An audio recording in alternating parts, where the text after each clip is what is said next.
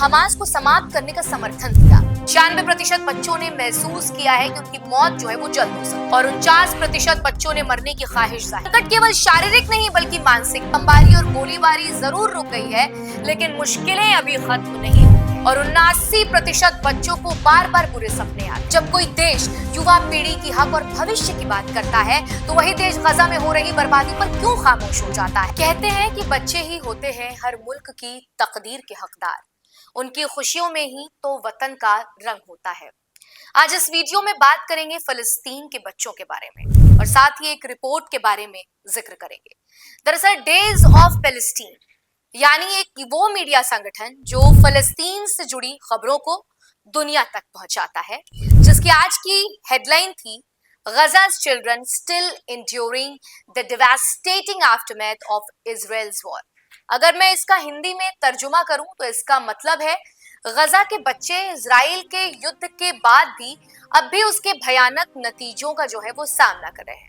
हालांकि जंग रुक चुकी है, लेकिन बच्चों पर इसका गहरा असर जो है वो बना हुआ है, जिसकी चर्चा जो है हर जगह हो रही है।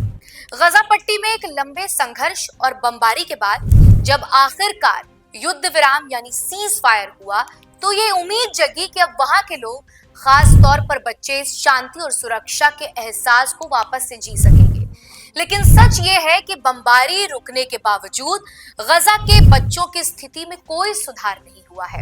आपको बता दूं कि यूनिसेफ की हालिया रिपोर्ट के मुताबिक गजा के बच्चों को अब भी बुनियादी जरूरतें जैसे खाना, पानी, आश्रय, मेडिकल सर्विसेज और यहाँ तक कि कपड़े भी नहीं मिल पा रहे हैं। ये बच्चों का वो वर्ग है जो युद्ध और हिंसा से पहले भी मुश्किलों में था और अब जब संघर्ष रुक चुका है तब भी उनकी जिंदगी बहुत कठिन है। बमबारी के खत्म होने के बाद बच्चों को अपने घरों के मलबों में जीने रहने के लिए मजबूर किया जा रहा है, जहां उनके मानसिक समर्थन यानी मेंटल सपोर्ट की भी कमी बताई जा रही है। बमबारी रुक जाने से जहां एक और लोगों को राहत मिली है, वहीं दूसरी ओर गजा में बच्चों की हालात में कोई खास बदलाव नहीं आया है। यूनिसेफ की प्रवक्ता टेस इनग्राम ने मंगलवार को एक रिपोर्ट साझा की जो गजा में 2 हफ्ते के दौरे के बाद से आई थी। उन्होंने देखा कि बच्चे बहुत बुरी हालत में हैं जो वहां रह रहे हैं। वो अपने घरों के मलबों के नीचे रह रहे हैं, जहां उनकी बुनियादी जरूरतों से वो महरूम हो चुके हैं। टेस इनग्राम ने कहा कि हालांकि बमबारी और गोलीबारी जरूर रुक गई है, लेकिन मुश्किलें अभी खत्म नहीं हुई है। गजा के बच्चों की बुनियादी जरूरतें जैसे खाना, पानी, आश्रय, मेडिकल सर्विसेज और कपड़े जो हैं वो पूरे तरीके से मुकम्मल नहीं हो पा रहे हैं। ये संकट केवल शारीरिक नहीं बल्कि मानसिक भी। गजा में गैर सरकारी संगठन और लंदन स्थित वॉर चाइल्ड अलायंस के साथ मिलकर किए गए एक स्टडी में पाया गया है कि बच्चों के इजराइल के 14 लंबे महीने युद्ध के कारण गंभीर मानसिक दबाव का सामना करना पड़ रहा है। ये स्टडी में गजा के बच्चों की मानसिक स्थिति को लेकर चिंताजनक आंकड़े जो हैं वो सामने आएंगे, जिसका जिक्र हम करेंगे। डेज ऑफ पैलेस्टीन में छपी खबर के मुताबिक इस सर्वे के नतीजे गजा में बच्चों की दर्दनाक स्थिति को दिखाते हैं।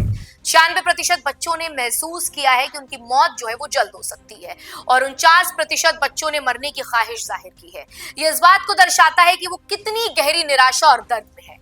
92% बच्चे अपनी स्थिति को समझ नहीं पा रहे हैं और 79% बच्चों को बार बार बुरे सपने आते हैं। 73% बच्चे जो हैं वो गुस्से में हैं। ये आंकड़े बताते हैं कि गजा के बच्चों की जिंदगी कितनी मुश्किलों से गुजर रही है। ये सर्वे जून 2024 में किए गए थे, जिसमें 504 बच्चों के परिवारों से जानकारी ली गई, खासकर उन परिवारों से जिनके बच्चे घायल, विकलांग या अकेले थे या जिनके माता पिता का इंतकाल हो गया था। इस स्टडी में दिखाया गया है कि गजा के बच्चे मानसिक रूप से बहुत ज्यादा परेशान हैं और इस संघर्ष से उन्हें जो दर्द हुआ है वो लंबे समय तक रहेगा। यूनिसेफ के प्रवक्ता टेस इनग्राम ने बताया कि राहत देने के लिए जो मदद देनी चाहिए वो अभी भी मुकम्मल नहीं है। बच्चों की जरूरतें पूरी नहीं हो पा रही हैं और वो कुपोषण, बीमारी और मानसिक तनाव से जूझ रहे हैं। इन नतीजों से ये साफ है कि दुनिया को गजा के बच्चों की मदद करने के लिए जल्द से जल्द कड़े कदम उठाने चाहिए। ये केवल एक मानवीय मुद्दा नहीं बल्कि बच्चों का जीवन बचाने की बात है। गजा के बच्चों को सुरक्षा, खाना, पानी और मानसिक मदद की जरूरत है ताकि वो अपनी जिंदगी फिर से जो है जी सके। आज जब हम दुनिया के कुछ ताकतवर देशों को देखते हैं जो हमेशा मानवाधिकार, न्याय और शांति की बात करते हैं, तो सबसे बड़ा सवाल ये उठता है कि क्या उन देशों को गजा के मासूम बच्चों का दर्द नहीं दिखाई देता? क्या उनका दिल इन निर्दोष जानों की चीखों से नहीं दहलता जो बमों और गोलियों के बीच हर रोज जिंदा रहने की कोशिश कर रहे हैं? अब हम आपको बता दें कि कई मीडिया रिपोर्ट्स के मुताबिक अमेरिका के विदेश मंत्री मार्को रूबियो ने हाल ही में इस्राएली प्रधानमंत्री बेंजामिन नेतन्याहू से मुलाकात की और गजा में हमास को समाप्त करने का समर्थन किया। रूबियो ने कहा कि हमास को सैन्य या सरकारी बल के रूप में जारी शांति के लिए असंभव है। ये बयान गजा में जारी संघर्ष और सीज फायर पर असर डाल सकता है और इससे ये सवाल खड़ा होता है कि क्या अमेरिका को गजा में हो रहे बच्चों के दर्द और तबाही की परवाह नहीं है? अमेरिका का ये रुख एक और जहां इजराइल का समर्थन करता है, वहीं दूसरी ओर ये गजा के बच्चों और नागरिकों के दर्द को नजरअंदाज करने जैसा है। क्या अमेरिकी सरकार ने कभी ये महसूस नहीं किया कि गजा के छोटे छोटे बच्चे जिनकी मासूमियत को युद्ध ने छीन लिया, उनका क्या हाल हो रहा है? क्या उनकी चीखें सुनने के बाद भी अमेरिका गजा में हो रहे अत्याचारों के खिलाफ चुप रह सकता है? जब कोई देश युवा पीढ़ी की हक और भविष्य की बात करता है तो वही देश गजा में हो रही बर्बादी पर क्यों खामोश हो जाता है? गजा में हजारों बच्चे अपना घर खो चुके हैं, भूख और पानी की कमी से जूझ रहे हैं और सबसे बुरी बात यह है कि उनका मानसिक स्वास्थ्य जो है वो बुरे तरीके से प्रभावित हो चुका है। फिर भी अमेरिका और दूसरे ताकतवर देश इन बच्चों के दर्द को क्यों नजरअंदाज कर रहे हैं? क्या उन देशों की दोहरी मानसिकता नहीं है जो एक तरफ मानवाधिकारों का पालन करने का दावा करते हैं और दूसरी तरफ गजा के बच्चों की पीड़ा पर चुप्पी साधे हुए हैं? क्या यह सिर्फ एक राजनीतिक खेल है?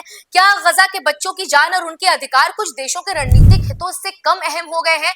जब एक और इन देशों के नेता युवाओं की हक की बात करते हैं तो दूसरी ओर गजा में बच्चों का जीवन असुरक्षित और अनिश्चित हो चुका है। यह सिर्फ गजा का मुद्दा नहीं है बल्कि पूरी दुनिया की मानवता पर एक कड़ा सवाल है। फिलहाल आज की इस वीडियो में इतना ही। आपको हमारा ये वीडियो कैसा लगा हमें कमेंट सेक्शन में लिखकर जरूर बताइएगा और ऐसी तमाम अहम जानकारियों से जुड़े रहने के लिए बने रहिए DNP इंडिया के साथ।